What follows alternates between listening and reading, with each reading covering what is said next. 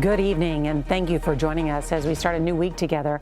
Tonight, Ukrainian officials are warning residents in the eastern part of the country to flee ahead of an expected major assault by tens of thousands of Russian troops. The Pentagon is seeing an early indication that Russian troops are trying to resupply after pulling out of the north. New video shows a convoy of reinforcements heading toward the Donbas region from inside Russia. And as a reminder that women and children bear the brunt of war, we learned today from UNICEF that nearly 2/3 of Ukraine's kids have been displaced, and the situation is only getting worse. In the besieged port city of Mariupol, residents have gone weeks without running water, electricity, food, and medical supplies. We have a lot of news to get to tonight, and CBS's Nancy Cordes is going to start us off from the White House. Good evening, Nancy. Good evening, Norah. There are several troubling new signs that Russia is marshaling its forces for an all-out assault on eastern Ukraine. Even Austria's chancellor, who managed to sit down today with Russian President Vladimir Putin, came away saying he's pessimistic about what comes next. In eastern Ukraine, it's a race against time to dig trenches and evacuate civilians as the Russian war machine pivots.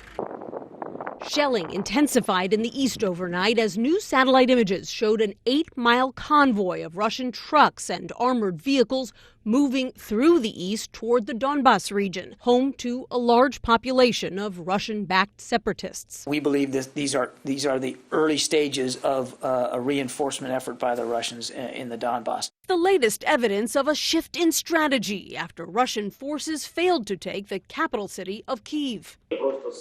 Ukrainian President Volodymyr Zelensky pleaded with South Korea's parliament today to give him weapons he can use to fend off the Russians in Donbas and in southern Ukraine, where the mayor of the port city of Mariupol today estimated that as many as 20,000 residents have been killed in the ongoing siege.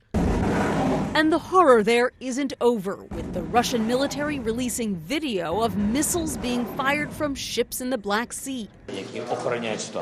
On 60 Minutes, Scott Pelley met President Zelensky in the darkened hallways of his command center and asked about a possible endgame. Are you willing to give up any part of Ukraine for peace? Overall, we're not ready to give away our country. I think we've already given up a lot of lives. So we need to stand firm for as long as we can. But this is life. Different things happen. It's negotiable? Well, this issue would definitely be raised in the course of negotiations. But right now, the Russians aren't negotiating, they're digging in, tapping a new commander to turn the invasion around. He's a veteran of the Russian offensive in Syria, where his tendency to target civilian facilities like hospitals earned him the nickname the Butcher of Syria. The situation in Ukraine is very worrying. India's Prime Minister Narendra Modi met virtually today with President Biden, both of them condemning the killing of innocent Ukrainians, including a tragic shelling in a train station last week that killed dozens of innocent children and women and civilians attempting to flee the violence.